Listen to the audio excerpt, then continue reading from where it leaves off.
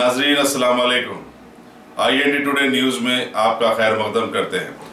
आइए देखते हैं ये तफसीलात। एक्साइज प्रोहिबिशन इन्फोर्समेंट के अहदेदारों ने एक जबरदस्त कार्रवाई करते हुए जिला रंगारेड्डी में एक लारी से 780 किलो गांजा जब्त किया, जिसकी मालियत 55 लाख रुपए बताई जाती है।